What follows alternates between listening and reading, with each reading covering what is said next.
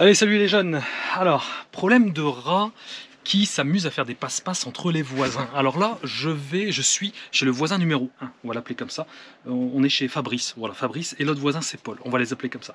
On va d'abord commencer par celui-là parce que vous allez vite comprendre qu'ici, comme il y a beaucoup de choses, vous voyez peut-être derrière moi là, il y a beaucoup de choses, donc pas mal de refuges pour les rongeurs.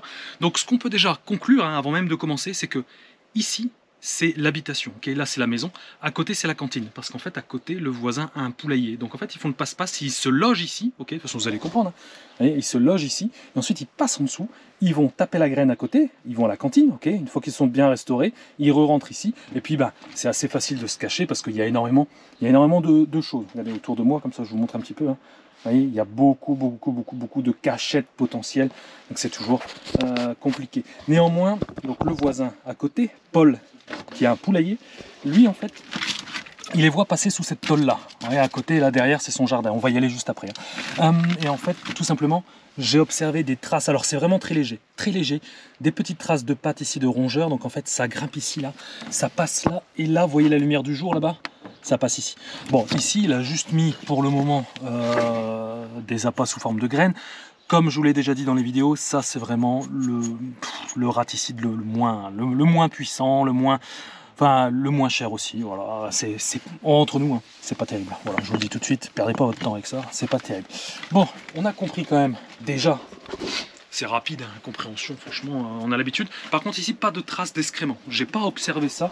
Ici, on a un ancien clapier à lapin. Alors ici, ce qu'il faut savoir, donc chez Fabrice, je l'ai appelé comme ça, chez Fabrice, c'est que il n'y a absolument pas de nourriture disponible. Donc ça, c'est excellent. Par contre, les cachettes sont nombreuses. Alors ce qu'on va faire, bien évidemment, c'est qu'on va poser les pièges, quelques tapettes à rats. Quand il attrape, on va essayer de les cacher à droite à gauche pour essayer de toper un maximum de rats. On commence d'abord donc chez Fabrice, et ensuite, une fois qu'on a posé les pièges, on part donc du coup chez Paul. Bon, chez Fabrice, c'est vraiment très simple. Pardon, j'ai la gorge très sèche. C'est très simple, je vais mettre des pièges non sécurisés. Pourquoi? Parce qu'ici, de 1, il n'y a pas d'animaux, et de 2, j'ai largement de quoi les camoufler pour les oiseaux, etc. Même s'ils ne rentrent pas dans la cabane, hein, tout est couvert, vous voyez. Donc là, franchement, pas besoin de m'embêter.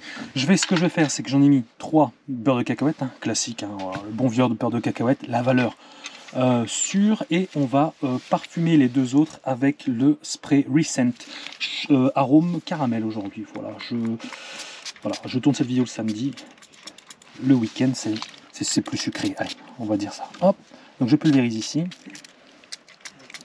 au niveau de la cavité, voilà, ça sent bon le caramel. Hop, alors on va faire tac tac, j'en prends 2. Alors ça, ce que je suis en train de faire, hein, vous pouvez aisément le faire chez vous, hein, il n'y a aucun problème. C'est d'ailleurs le but de mes vidéos, c'est de vous apprendre. Alors, j'arme mon piège. Alors ici, franchement, le but du jeu, hein, c'est clairement de protéger la tapette, ok, mais tout en laissant l'accès au rat, bien évidemment. Alors, c'est très simple. Regardez ici, j'ai déjà quelque chose d'intéressant. Je peux déjà positionner une tapette ici. Hop, une comme ça. Attention mes doigts. Voilà. Bon, là c'est facile, déjà une comme ça, le rat vient, il monte sur le bord et paf, terminé pour lui. Hop, ici, on va pas trop s'embêter non plus, on va en positionner une. Alors attention, ici c'est un lieu de passage, hein, donc il faut pas... Oula, il me pète dans les mains. Il faut pas non plus le mettre trop près parce que c'est entre guillemets c'est leur route, d'accord. Ils ont l'habitude de prendre cette route là, et en fait si vous mettez un piège trop près de la route, ils vont trouver ça trop suspect. Hop. C'est un peu comme vous. Moi, j'aime bien cet exemple-là. Vous savez, on a tous un chemin, une route dans la journée qui est, par exemple, pour aller au boulot. Voilà. Vous prenez quasiment toujours la même route, on est d'accord. Si demain, au milieu de cette route, je vous mets un énorme rocher, vous allez vous arrêter, vous allez bugger. Votre cerveau, il va bugger parce que c'est pas comme d'habitude. Vous allez bugger et vous allez un peu mettre du temps à prendre votre décision. Et bien, eux, c'est la même chose. Là, ici, moi, ça me paraît très intéressant ici. Alors, attends. Là, il va falloir faire un peu de manutention. Attends. Ouais, moi ici, là, ça me paraît bien. Hop, on va mettre ça comme ça. Je vais essayer de me créer une surface stable. Ah, dégage. Hop, voilà. Alors, attention à la manipulation, que ça ne me pète pas dans les doigts. Je vais racler la terre pour que ça fasse vraiment le plus stable possible. Voilà, là c'est stable. Et là, ce que je vais faire, hop, je remets la plaque ici, le petit rondin là, vous inquiétez pas, le rat il est assez filou pour pouvoir justement se faufiler. La tapette elle est là juste derrière. Hop, on va prendre donc également deux comme ça, on va aller dans le clapier à lapin. Hop, alors là pas compliqué, franchement on va pas se casser la tête, j'ai même pas besoin de trop les cacher en vrai. Hop, tac, là. Toi tu viens ici, parce que je me dis que, non, juste comme ça, tu vois, voilà, parce que je me dis que à mon avis, en dessous là, il doit y avoir des trucs là, à mon avis, attends, je vous mets à l'envers, je sais pas si on voit quelque chose, mais alors, compliqué pour moi d'aller voir en dessous, mais je me dis que le rat, il est important, ça aussi, je ne le répète jamais assez, le rat a besoin, c'est un peureux, ok, c'est un peureux.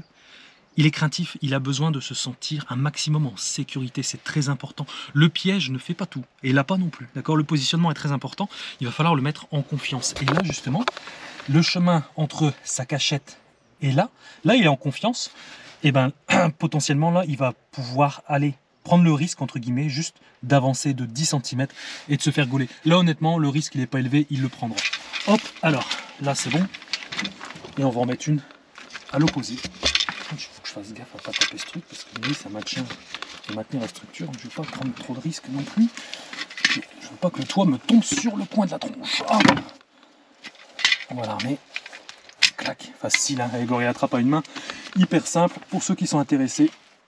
Les liens sont en description et tous les pièges sont disponibles sur... Ah bah voilà, vous voyez, je parle. Voilà, en fait, il ne faut pas que je parle pendant le travail, mais sinon ça va être compliqué. Tout est disponible sur la boutique officielle de votre expert antinuisible.com. Voilà, alors attends. Voilà, nickel. Hop. Pour ceux qui se demandent si ça fait mal, oui, ça fait mal quand vous coincez le doigt. Notamment celui-là, il se souvient. Hein, voilà, il se souvient, des fois je vais un peu trop vite et clac. Ça fait mal. Oh, un petit indice là. Qu'est-ce que j'ai? Une noix. Voilà, on voit que ça a été déchiqueté. Et la dernière tapette pour Fabrice, écoutez. C'est tout trouvé, juste là. Donc là, pour que vous puissiez vous rendre compte, là, je vais mettre les pieds là. Oh, ça me pète la gueule, attends. Voilà, donc là, j'ai mes pièges avec le passage du rat. Quand je tourne ici, là, je vais là, je rentre là, là, j'ai mon clapier à lapin. Et ensuite, là, je sors. Hop, let's go. Tac. Ah, c'est bon. Alors, oui, j'avais dit là. Là, ça me paraît très bien. Hop. Alors là, c'est con, hein, mais pourquoi je la mets comme ça et pas comme ça? Parce qu'en fait, je veux optimiser mes chances de piégeage. Pourquoi? Parce que je me dis que le rat, forcément, de toute façon, il n'y a pas 36 solutions. Soit il passe là, ok, soit il passe de l'autre côté comme ça. Voilà. Et si je mets ma tapette dans l'autre sens, il risque de déclencher la tapette sans se faire prendre parce qu'en fait, il n'est pas bien positionné. C'est très important. Là, légèrement comme ça.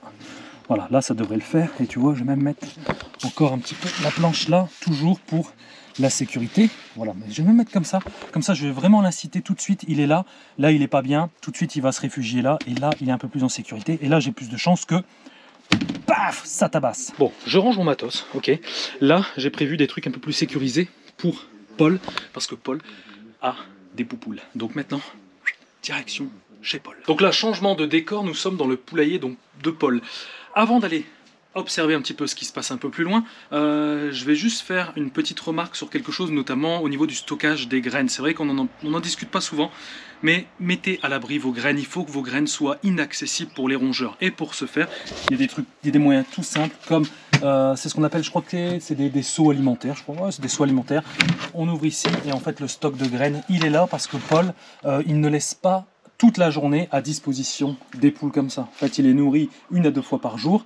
Ça prend 5 à 10 minutes pour que les poules picorent l'ensemble des graines et ça permet justement d'éviter quand même la prolifération. Mais bon, pas de bol. Là-bas, c'est plutôt dans le coin là-bas, on va y aller. Donc ça, c'était la petite parenthèse. Sachez que Paul, il n'a pas attendu ma venue, il a suivi mes conseils et il a quand même attrapé environ 7-8 rats quand même. Donc là, on voit qu'il y a une tapette Gorilla Trap. Ça, c'est une cache que je ne propose pas. Pour l'avoir testé, j'ai jamais eu vraiment de gros résultats avec. Et la preuve en est, c'est qu'ici, RAS, il n'y a rien du tout. D'ailleurs, hop, Paul m'a communiqué quelques photos que je vais vous afficher ici. Il me semble, il y a un moment donné, tu en as attrapé deux sur une seule tapette. Bon bah voilà, j'avais déjà réussi une fois, mais Paul a réussi. Bien joué. On va aller observer donc un peu plus loin pour comprendre un peu ce qui se passe. Je vais déjà prendre d'ores et déjà mon matos, les poupoules. Barrez-vous. Hop. Ah, attends. Qu'est-ce que c'est? Oh là, attends, t'as fait des ouvertures pas faciles. Il y a des ouvertures faciles, des ouvertures pas faciles. Attends, hop.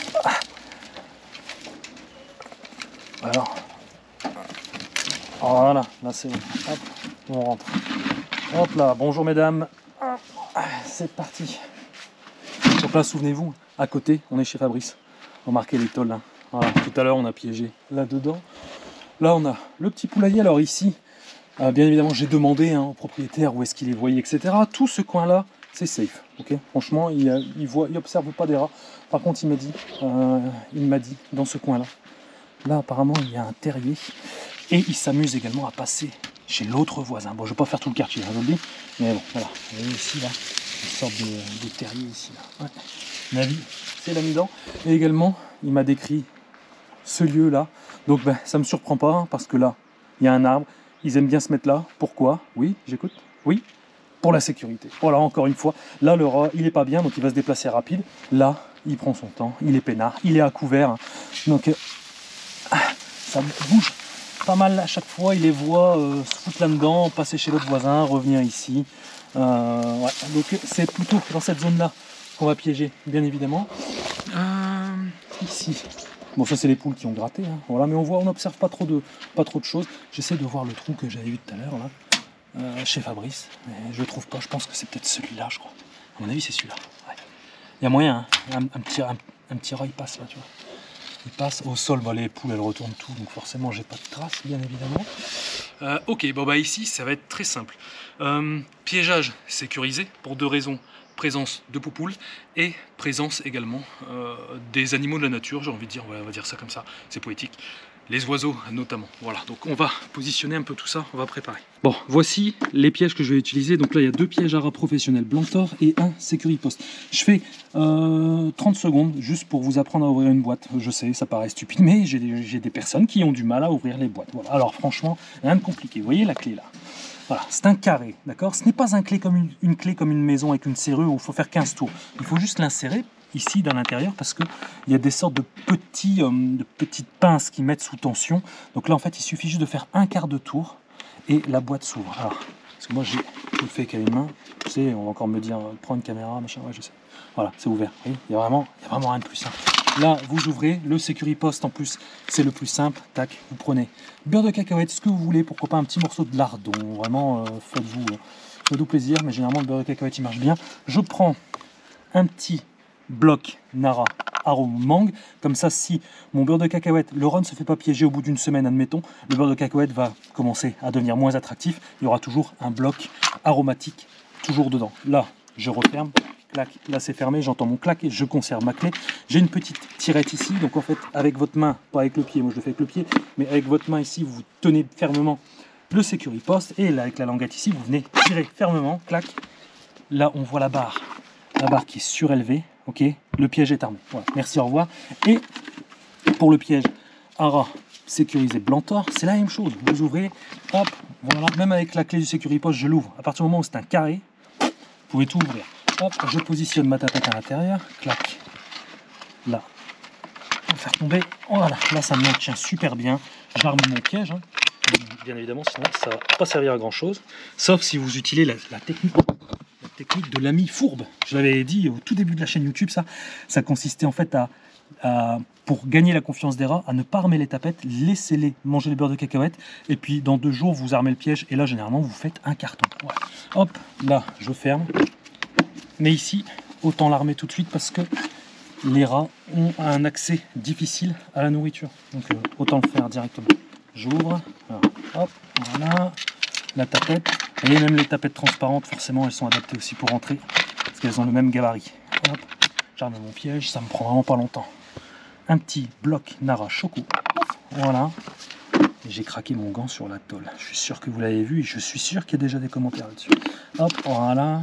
Là, je referme mon pot et maintenant, on va passer à l'implantation, à l'installation. Et là, ce que je vais faire, c'est que je chope avec moi le spray Nara. Vous allez voir pourquoi. Alors, on va se prendre le Securipost. Pourquoi je prends le Securipost? Parce que je vais le mettre là-bas. Il est plus à l'abri. J'espère que vous voyez bien avec le soleil. J'ai vraiment du mal. Je pense que la caméra, elle éclaire très fort.